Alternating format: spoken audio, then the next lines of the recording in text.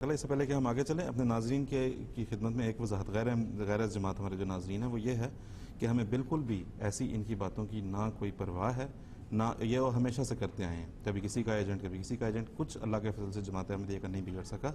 जमात अहमदिया ने अपने अमाल से अपने अफ़आल से अल्लाह के फजल से अपनी जो है वो पहले अपने बानी की क़यादत में हज़रत मसीह अलैहिस्सलाम की, उनके बाद आपके खुलफा की क़यादत में इस्लाम की वो खिदमत की है कि अपने तो अपने गैर भी उसका एतराफ़ करने पर मजबूर हुए हैं। तो इसलिए हम सिर्फ अपने गैर अहमदी नाज़रीन को ये बताना चाहते हैं कि ये लोग ऐसे कॉलम नवीस जिनकी बातें बड़ी काबिल यकीन लगती हैं, उसकी हकीकत दरअसल है क्या। तो इसके बाद अब हम आगे चलेंगे और हाफिज़ मुज़फ़्फ़र अहमद साहब से बात करेंगे जो कि पाकिस्तान से हमारे साथ टेलीफोन लाइन पर हैं। जनाब हाफिज़ मुज़फ़्फ़र अहमद साहब, अस्सलाम वालेकुम। वालेकुम रहमतुल्लाह। जी हाफिज़ साहब, आपसे मैं पूछना चाहता हूँ, पिछले प्रोग्राम में एक कॉलर थे बिशारत हुसैन साहब, उन्होंने भी पूछा था पिछले दिनों एक यहाँ पे निजी टेलीविज़न चैनल पर भी गुफ्तगू के दौरान एक यहाँ पे बात आई और उन्होंने कहा कि हज़रत मिर्ज़ा साहब अलैहिस्सलातु वस्सलाम ने अपने कंपेनियंस के लिए, अपने हल्का अहबाब के लिए सहाबा का लफ्ज़ इस्तेमाल किया है और भी टर्म्स उन्होंने कहीं उम्मुल मोमिनीन की, अहले बैत की।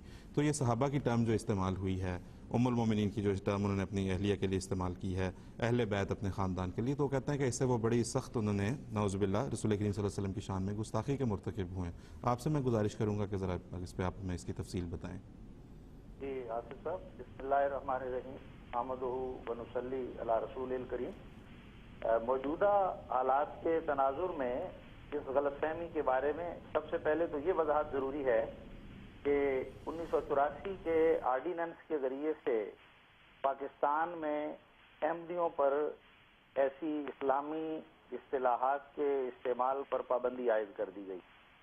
जमात अहमदिया ने एक पुरअमन जमात होने का सबूत देते हुए जिस तरह इस नारवा कानून की पाबंदी की मिसाल कायम करके दिखाई है, उसकी एक मुस्तनद शहादत पाकिस्तान में जमात अहमदिया के अखबारात और रसाइल है। हालांकि इस कानून पर हमें बहुत से तहफ़्फ़ुज़ात हैं, क्योंकि इसके ज़रिए हमारी ज़बानबंदी करके अहमदियों के बुनियादी इंसानी हुकूक, आज़ादी फ़िक्र, इज़हार राय और हुर्रियत ज़मीर की वाज़ेह हक़ तलफ़ी की गई है। बल्कि इस कानून से जो तालीम इस्लाम की रूह के सरीहन मुनाफी है, इस्लामी जमहूरिया पाकिस्तान में हमारे तमाम जायज़ मजहबी हुकूक भी सलब कर लिए गए।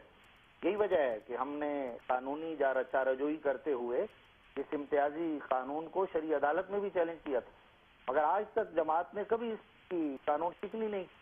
अब आइए लफ्ज़ सहाबी की वजाहत की तरफ, जिसके लुग़वी माने दोस्त या साथी के होते हैं, और इस्लामी इस्तिलाह में ये लफ्ज़ हमारे आका व मौला हजरत मोहम्मद मुस्तफ़ा सल्लल्लाहु अलैहि वसल्लम को हालत ईमान में देखकर आपकी सोबत पाने वाले के लिए इस्तेमाल होता है।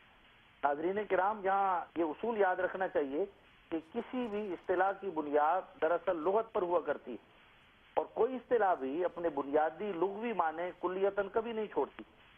अब रसूलुल्लाह सल्लल्लाहु अलैहि वसल्लम की जिंदगी में आपके साथियों के लिए सहाबी की इस्तिलाह रिवाज पा जाने के बावजूद खुद कुरान शरीफ में सूरह शुअरा में हजरत मूसा अलैहिस्सलाम के मानने वाले जो यहूदी थे उनको असहाबे मूसा कहकर पुकारा गया। सूरह काफ में हजरत ईसा अलैहिस्सलाम पर ईमान लाने वाले ईसाइयों को असहाबे कहफ करके याद किया गया है।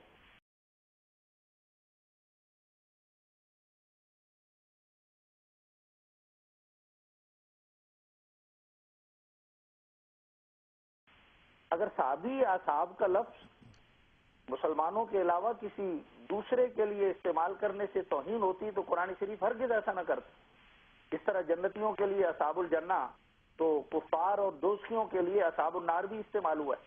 हजरत शुएब की काफिर कौम के लिए असहाबुल ऐका है।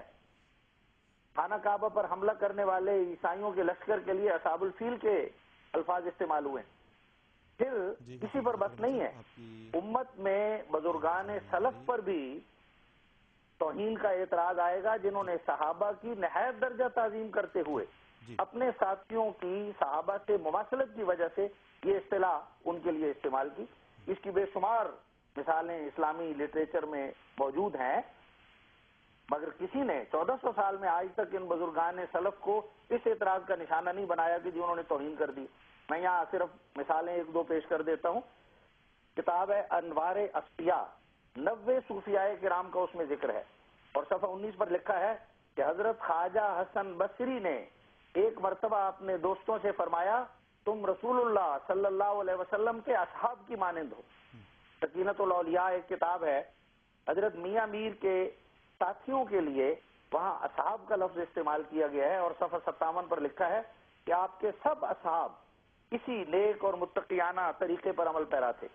14 ستارے کتاب ہے، مولوی سید نجم الحسن کراروی صاحب ناظم اعلیٰ پاکستان شیعہ کی تصنیف، اس کے ٹائٹل پر ہی لکھا ہے اصحاب امیر المومنین، یعنی حضرت علی کرم اللہ وجہہ کے ساتھیوں کو اصحاب قرار دیا. پھر حضرت امام جعفر صادق کے ساتھی کو صحابی لکھا ہے.